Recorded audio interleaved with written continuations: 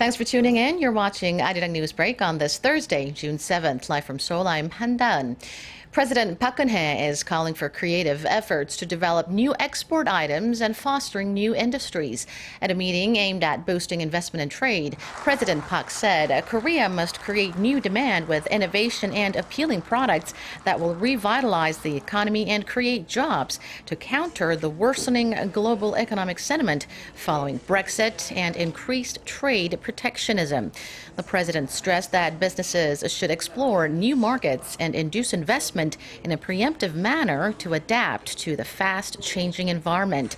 She also made note of a need to revamp Seoul's traditional export engines like automobiles and semiconductors, as outbound shipments in those sectors are on a downward trend. Continuing with the Korean government's efforts to reinvigorate the economy after laying out measures to boost the service industry earlier this week, top finance officials are now focusing on bolstering investment by fostering new growth engines. Hwang Ji-hye tells us more. Korea is aiming to re-energize investment sentiment among businesses, which been dropping in the face of slowing global demand. The government laid out measures Thursday that will facilitate investment procedures by stripping away regulations. By giving the green light to 5 investment projects held up by regulations, the government expects 3.6 trillion won, or roughly $3 billion worth of investments to be made across the country. The projects had stalled due to a lack of infrastructure and excessive red tape.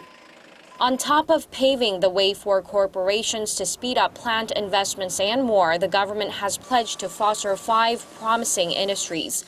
They are pet businesses, halal and kosher markets, real estate services, sports, and virtual reality. The support will include pushing through legislation for the pet sector, setting up a virtual reality cluster in Western Seoul, and operating institutions to analyze halal culture. The government also plans to provide tax breaks to corporations investing in startups while easing conditions for unlisted companies to merge to further boost technological innovation. The ultimate goal is job creation, as the government looks to lift Korea's growth potential and lower the economy's dependence on a small number of export-oriented industries. Hwang Ji-hye, Arirang News. Korea's tech giant Samsung Electronics posted better than expected earnings in the second quarter of this year. Analysts attribute the uptick to strong sales of its flagship smartphone models released in March. Kim Min-ji reports. It was an earnings surprise for Samsung Electronics. According to the company's earnings guidance, operating profits stood at 8.1 trillion won, or almost $7 billion during the April to June period, up more than 17% from a year ago. Sales rose 3% on year to over $43 billion.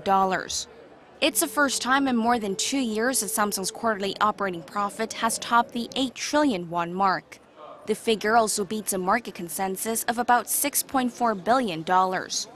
Operating profit in its mobile division is expected at around $3.5 billion, which analysts attribute to better than expected sales of Samsung's flagship Galaxy smartphone models released in March.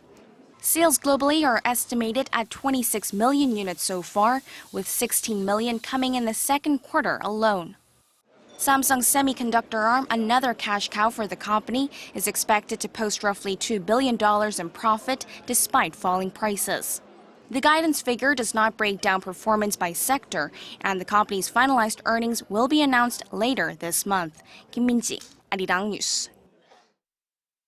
The United States has, for the first time, put North Korean leader Kim Jong-un on its sanctions list for the regime's grave human rights abuses. South Korea has responded with strong support for the unexpected move.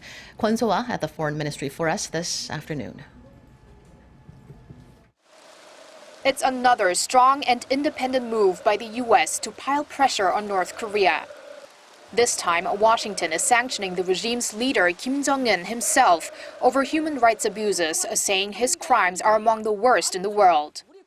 The government continues to commit extrajudicial killings, enforced disappearances, arbitrary arrest and detention, forced labor, and torture. A lot of the abuses are committed in political prison camps, which hold an estimated 80,000 to 120,000 detainees. The U.S. Treasury Department says the sanctions, the first to target any North Koreans for rights abuses, affect property and other assets within U.S. jurisdiction and extend to 10 other individuals and 5 North Korean state entities. South Korea's foreign ministry has highly evaluated the announcement.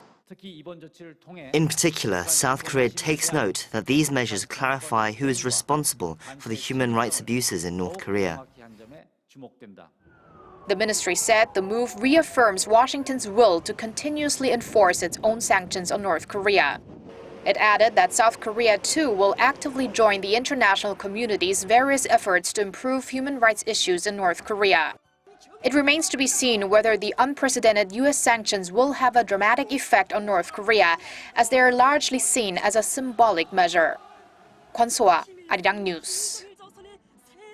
And that is Arirang Newsbreak for today. Stick around for more domestic and global news updates throughout the day. Thank you for watching.